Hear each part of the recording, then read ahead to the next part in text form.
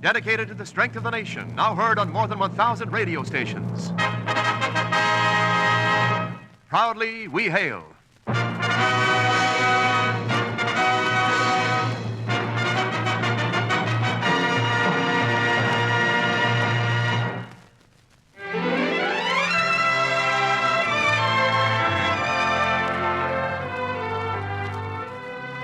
Yes, Proudly We Hail, starring Constance Moore in Almost a Lady, a United States Army and United States Air Force presentation. And now here is our producer, the well-known Hollywood showman, C.P. McGregor. Thank you, and greetings from Hollywood, ladies and gentlemen. Welcome to your Theater of Stars, where your motion picture favorites appear in plays we know you'll enjoy. The lovely motion picture actress Constance Moore is our Proudly We Hail star. Connie appears in our comedy, Almost a Lady, as Nora McGrath, a efficient young secretary with an ambition to climb the ladder to high society. Obstacle, one fiery temper. We'll raise the curtain on Act One right after this brief message from Wendell Niles. Men, there's adventure in Japan, and you can be right there and be paid for it at the same time. Two well-known U.S. Army outfits stationed in Japan are looking for top-flight men.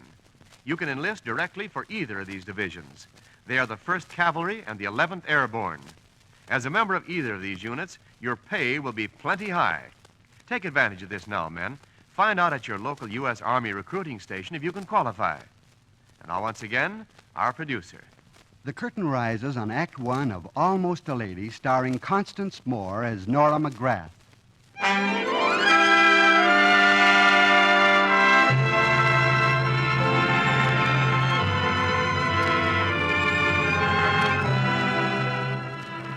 An orphan, raised in a fondling home until she reached the legal working age, Nora McGrath had been forced to fight for everything she wanted.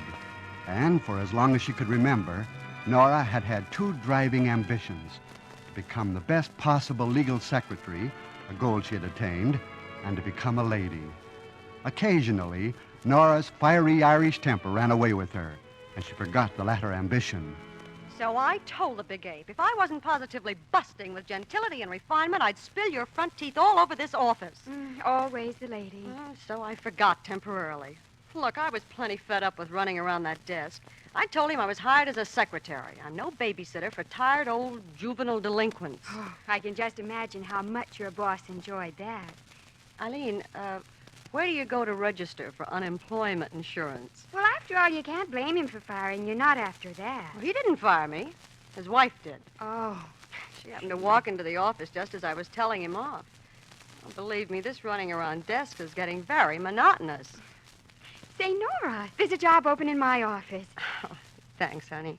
It's nice of you to mention it, but... Well, but what? Well, I don't exactly fit in a high-tone law office like that. And why not? Oh, you can handle the work better than any secretary they've ever had. And besides, you're my roommate. That won't hurt. Maybe, but... Well, Mr. Graham's one of those Sunday supplement socialites, and... Well, I wouldn't know how to talk to his clients. Oh, that's ridiculous. Of course, if I could get a job in a place like that, I might learn to be a lady by watching people. Oh, look, you'll come to the office with me in the morning and forget this silly inferiority complex. Oh,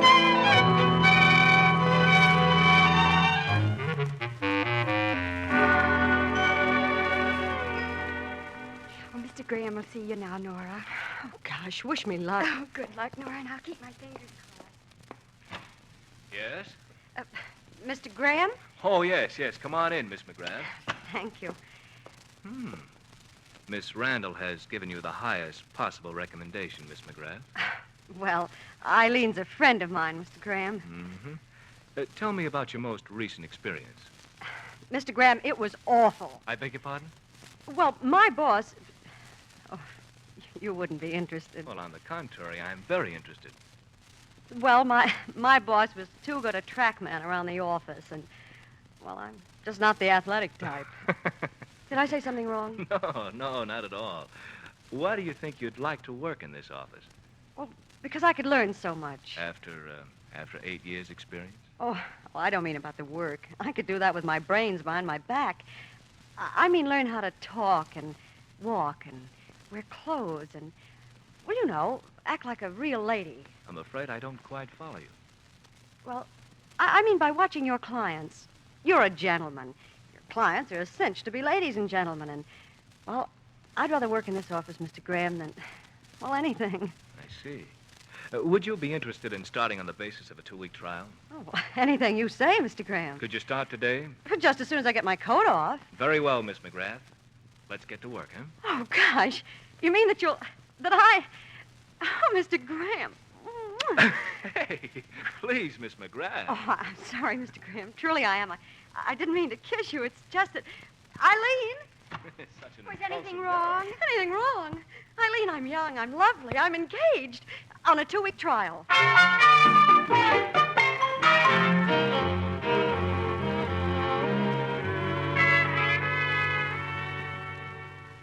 Is that all for this evening, Mr. Graham? Yes, thank you, Miss McGrath. Well, good night. Good night. And, oh, you might like to know that I think Miss Randall's recommendation doesn't begin to do you justice. Oh, do you really mean that? Yes. Now, don't get too impulsively grateful, Miss McGrath. I'm expecting my fiancée, and she might not understand the situation if you were to walk in and find you kissing me. Oh, don't worry about that. I won't ever kiss you again.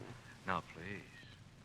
Please, as a matter of fact, I rather enjoyed it.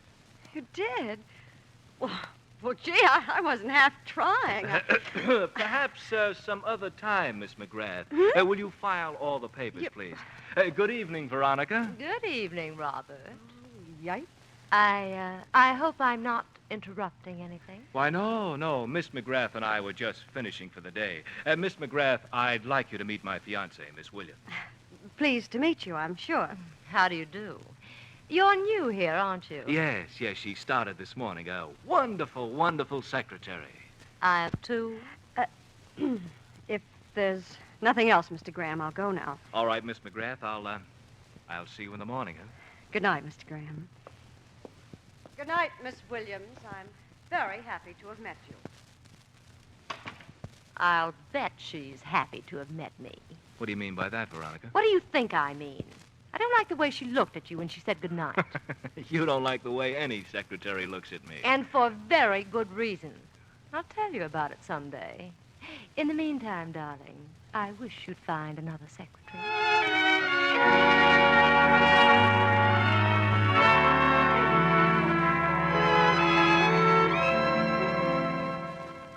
Oh, hello, Nora. Gee, you're pretty late. Mm-hmm. Today was the end of my 2 weeks trial. Oh, yes, I know. Oh, say, Mr. Graham didn't fire you, did he? Oh, no. Mm-mm. Well, I didn't think he would because he was so pleased with your work, but, well, I was afraid that Miss Williams he's engaged to might have forced him to let you go. As a matter of fact, he took me to dinner tonight. Oh, well, then what are you so down in the mouth about? Nothing. Say, you haven't fallen in love with him, have you? He's engaged. That doesn't answer my question. Well, what if I have? I'm sorry, Nora. Why? I'm not. At least I can be near him all day. I wonder. What do you mean? Well, you've never been very clever at disguising your feelings. And if Veronica Williams ever sees that soft, starry gleam in your eye, you'll be out of that office so fast you won't know how it happened.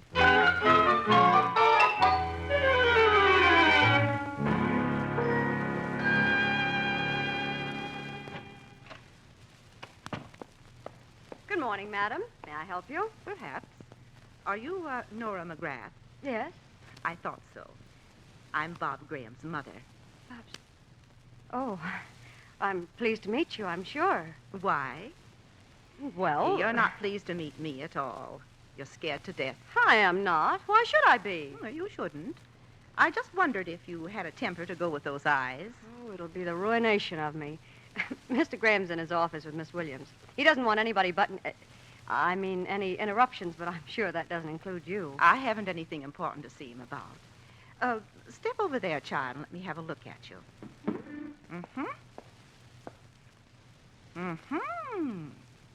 I can see why Veronica's jealous.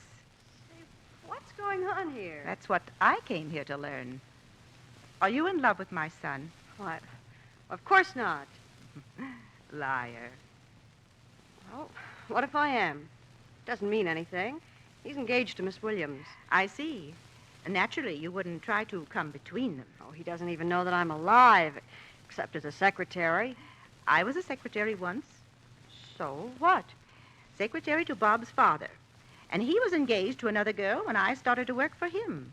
So I know pretty well what a scheming secretary can do. What do you want me to do, quit? No. Oh, that's good, because I won't. The only way anyone will ever get me out of this job is by getting Mr. Graham to fire me. That might happen.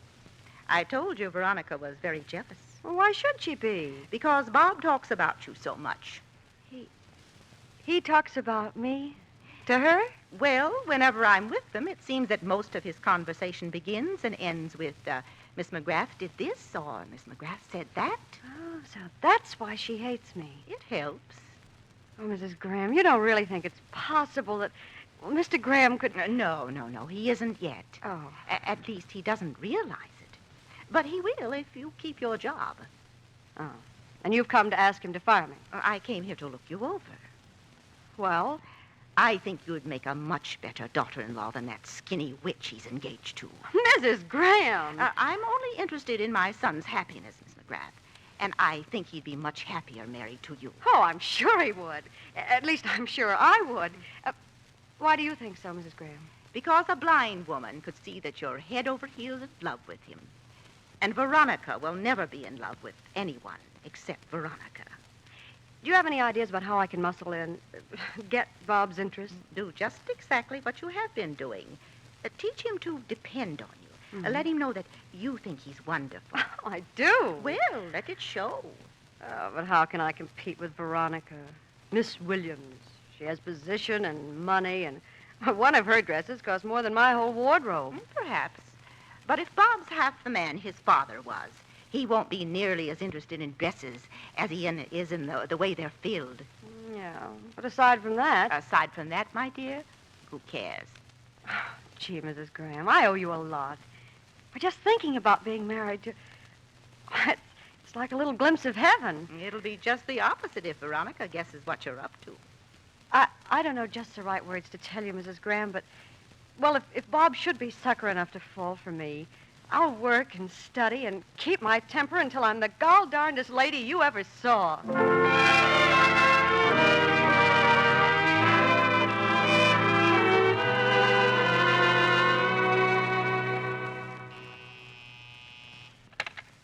Yes, Mr. Graham? Is anyone waiting to see me, Miss McGrath? No. Then will you come in, please? Oh, shall I bring my book? No, just come in.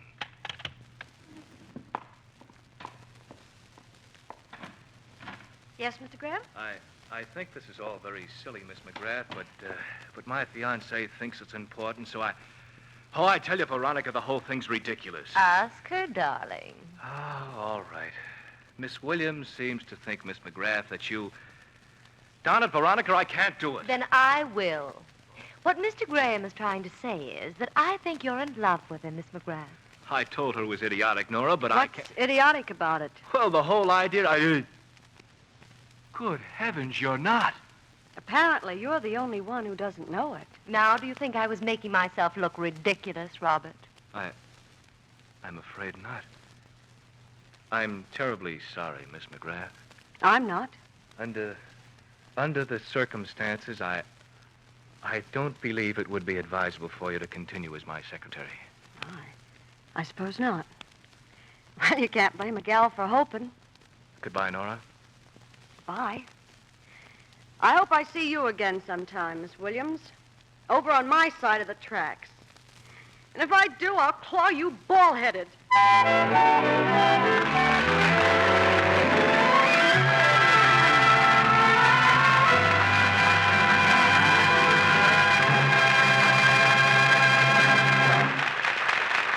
Pause briefly from our story, Almost a Lady, starring Constance Moore, to bring you an important message from your government. Men, there's a real thrill to flying, and there's a real thrill to being a member of Uncle Sam's great Air Force. Well, here's how you can get into it. The next Air Force Aviation Cadet Pilot Training class starts in July. You may be in that class if you meet the following requirements. you must be unmarried, 20 to 26 and a half years old, and have credit for at least 2 years of college. The Air Force will give you an equivalent examination for the college requirement if you wish. If you qualify, you'll learn to fly all types of Air Force planes. Upon completion of your cadet training, you'll be commissioned as second lieutenant in the U.S. Air Force Reserve, and you'll win those coveted pilot's wings. So, men, take advantage of this great opportunity. Get your application for aviation cadet pilot training right away. You can obtain yours at any U.S. Air Force base or U.S. Air Force recruiting station.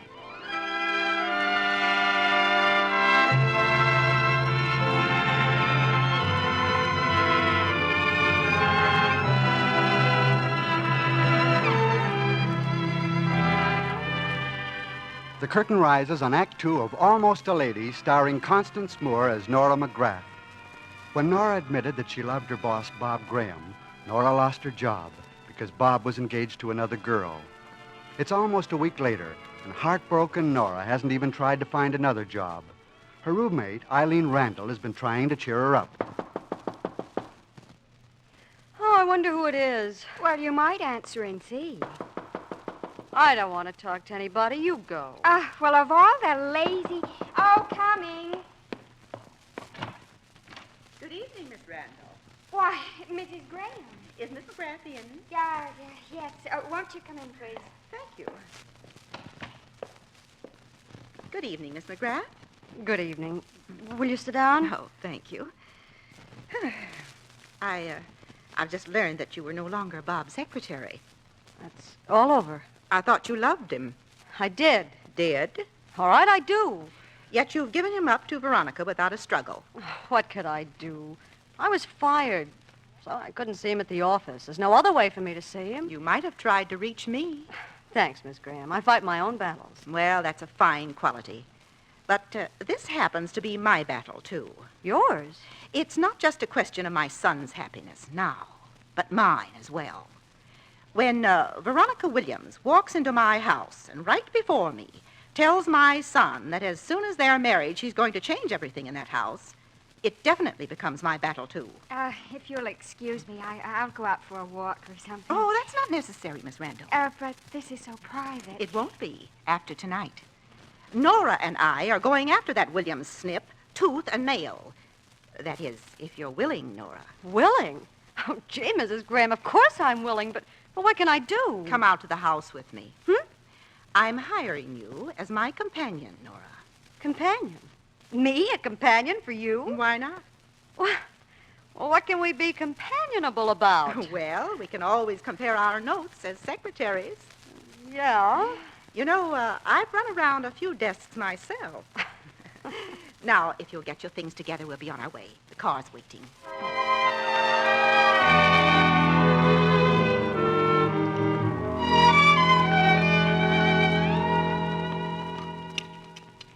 Well, Bob, what do you think of my new companion? Oh, I think she's wonderful. But then I always did. Oh? By the way, where is she this morning? In her room.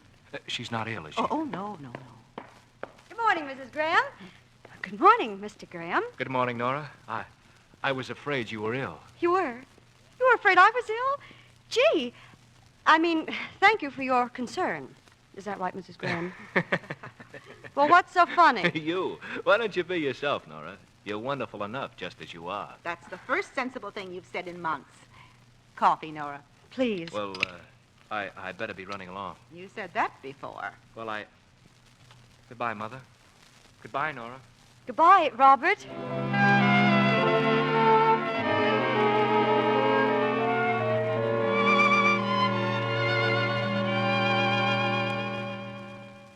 If we just had a little more time, Nora, I think we'd make it. Bob's never really been in love with Veronica. And how'd they get engaged? Oh, just drifted into it with a little help from Veronica's mother. They grew up together, went to school together, and, well, it became a habit to be together. Well, now they'll be married in less than 2 weeks. You don't have to remind me. I've been doing a lot of thinking, Mrs. Graham. And so have I. Nothing's come of it. Well, I've decided to go away. Quitting? Well, I guess you could call it that. But it's not really. It's just that I love Bob too much to make him unhappy. And he is going to marry Veronica. I don't think it's fair for me to stay on here and keep her out of her husband's house. What makes you think you're keeping her out? I heard you and Bob talking this morning. My things are packed if you'll just have the car take me home. All right, Nora. I guess there's nothing we can do. I'll have Webley put your things in the car and be waiting for you. We'll have some more coffee before you go.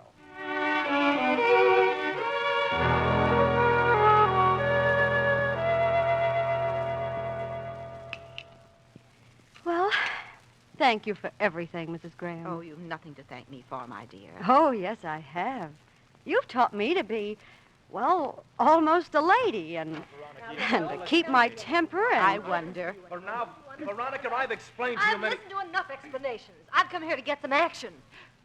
Oh, so you're still here, you cheap little... Veronica! That's all right, Bob. She yells enough, maybe she'll get it all out of her system and forget it. Sneaking in here behind my back. She didn't sneak in here, Veronica. I brought her. You keep out of this, Mrs. Graham. I'm going to have a long talk with you after I chase this little... Oh, get her out of here. That I want to see. Oh, I know that you're on her side. You've done everything you could to keep Bob from marrying me. Don't pay any attention to what she says, Mother. She's hysterical. It runs in her family. I'm not hysterical. I know what's been going on. My mother's told me a few things. You know, your father was engaged to my mother when your mother went to work for him as his secretary. Believe me, we know all about secretaries. Why, you slap me, will you? Well, I'll pull every hair out of your head. Anytime you feel lucky, you go right ahead. Stop this, both of you.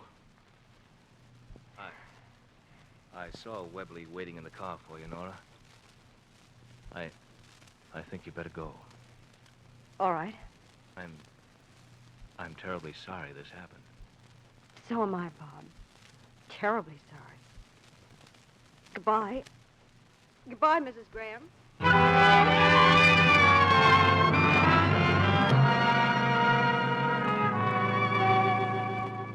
But why do you have to leave town, Nora? After all, it's a big city. You aren't apt to run into them. I don't want to see anything that even reminds me of them, Eileen.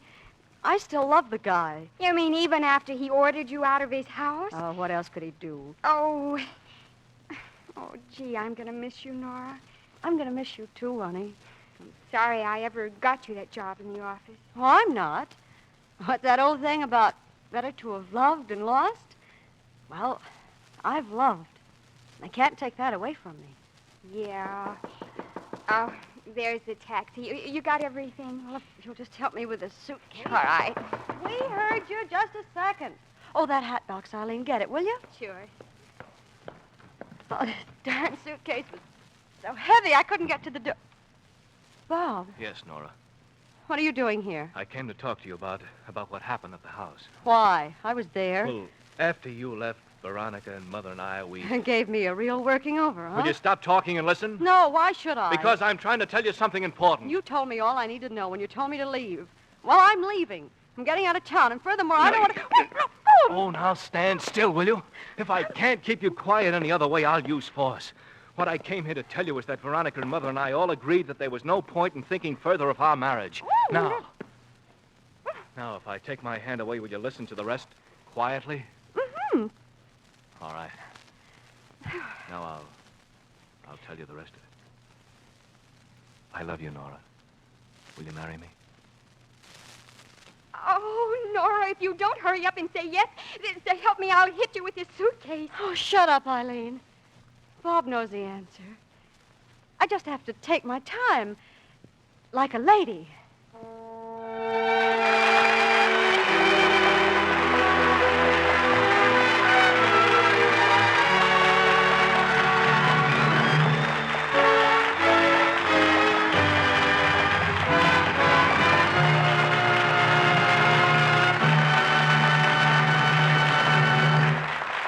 The curtain falls on the final act of Almost a Lady.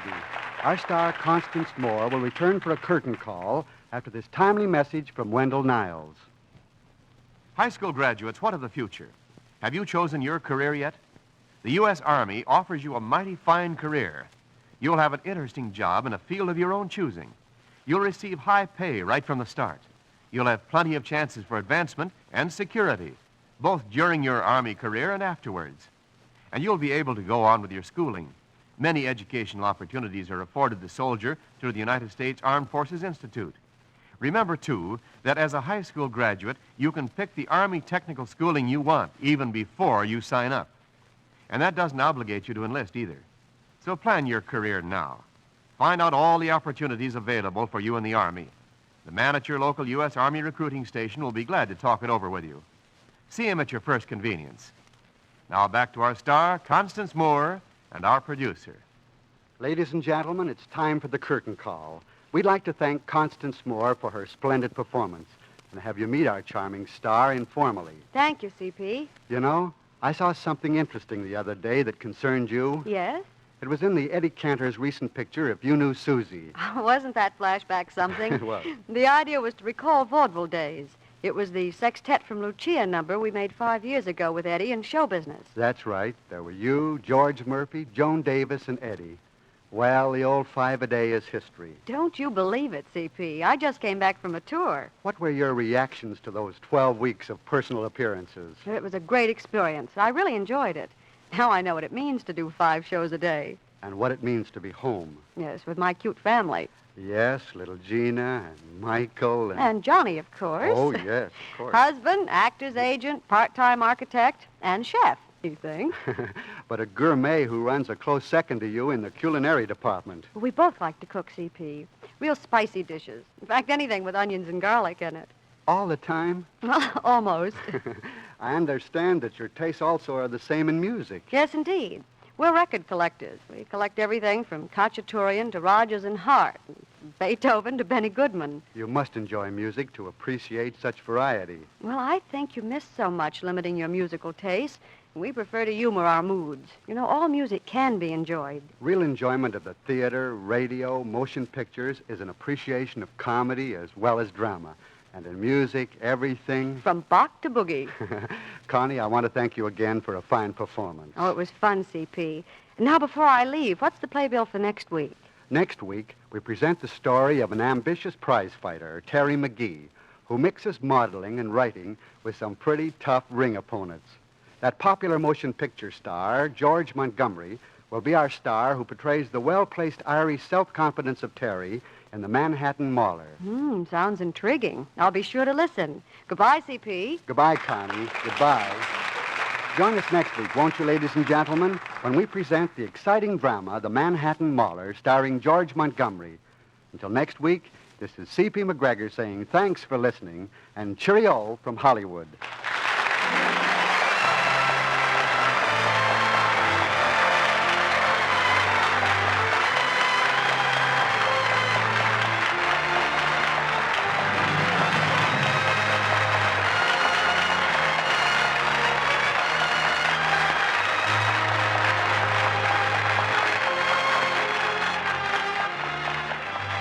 Constance Moore appeared through the courtesy of the Hollywood Coordinating Committee, which arranges for the appearance of all stars on this program. Story was by Bill Hampton with the orchestra directed by Eddie Scrivanik. Remember, Proudly We Hail next time presents George Montgomery. This program is transcribed in Hollywood for release at this time. Wendell Niles speaking.